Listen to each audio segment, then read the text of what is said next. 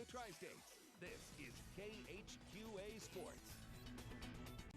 Well, state baseball appearances have been ultra rare for Western Illinois teams over the last 20 years. We had Quincy Notre Dame in 2004, Beardstown in 1997 and 2006, and of course, Jacksonville Route's state title run in 2008.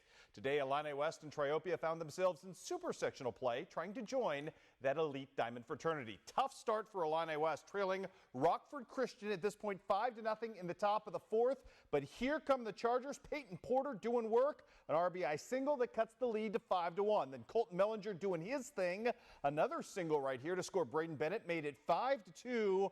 IW gets another run on an error at third to make it 5-3 coming right here, and then they would tie it up as Dawson Reiner is going to hit a tough shot up the middle. It's mishandled. Two more runs come home to score. All of a sudden that lead completely erased. We're tied at 5. Colton Mellinger on in relief. He was absolutely brilliant, sitting down 11 straight batters. But unfortunately for the Chargers, they got in a jam in the 7th inning. Bases loaded, and a walk-off walk ended the run tonight as Illini West's fine season comes to an end by the final count in this one of 6-5. That game again settled in the bottom of the 7th inning on a walk-off walk. Tough way to go. Chargers, though, with a great season tonight. They end up with a 31-8 record on the year, none too shabby. How about Concord Triopia building a big lead early in this game at the expense of Oakville and looking good doing so in this one. Isaac Weary's in a jam, but working his way out of it in a scoreless game in the 2nd inning, and then the runs would come for Triop. It starts with Griffin Green right here. It's a hard smash to short. Fielder's choice gets one home, makes it 1-0 at that point. Later, Mason Drury working on the hill for Oakville. His team was down 3-0, but came back in this ball game strong. More on them in a second. Still, as I mentioned, Triopia would build that lead. Matt Burris doing his thing right here, coming up with an RBI single to extend that lead out to 3-0. In the 4th inning, it was 3-0, and Oakville was being one hit.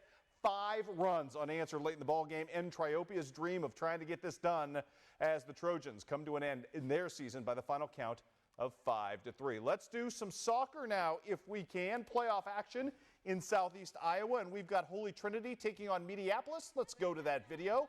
Michael Sheeran's crew down to its 3rd-string keeper in this one due to injuries, but starting off the playoffs right in this game. 24 shots in the first half.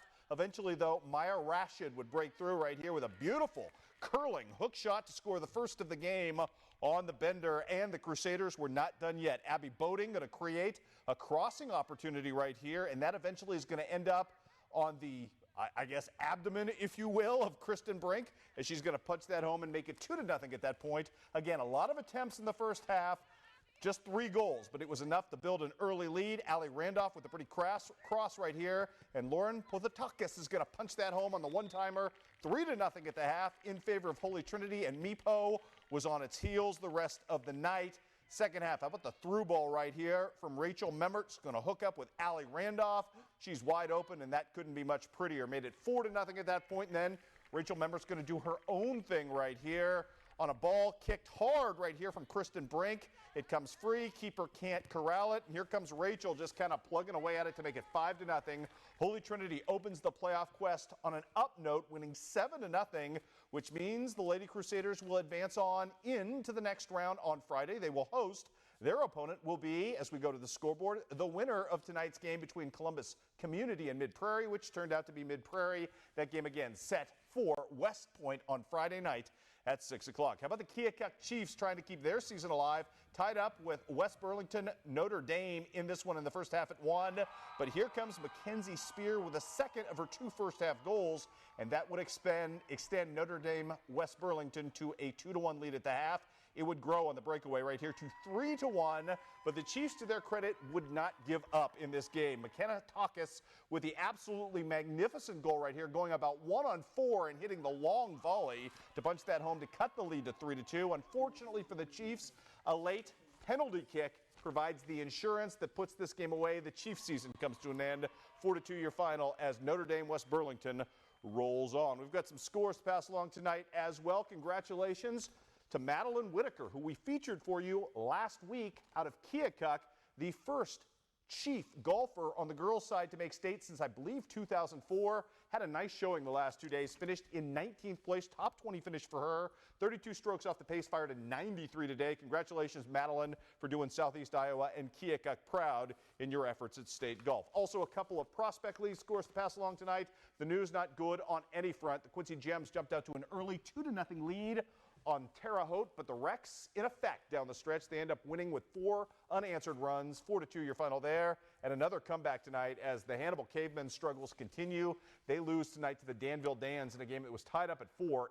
8-4 was your final there. Tomorrow night, one of our favorite nights of the year right here, Student Athlete of the Year banquet. We'll announce scholarship winners for you tomorrow night at 10 o'clock. Always a very fun night. 2 kids, 2 student athletes going home with a really nice scholarship. Indeed, and we're going to honor all 34, I believe, who we've honored every Wednesday for you. So nice to have all that great talent and all those great academics in one room. Absolutely. So we'll see you tomorrow for that. We'll see you after the break.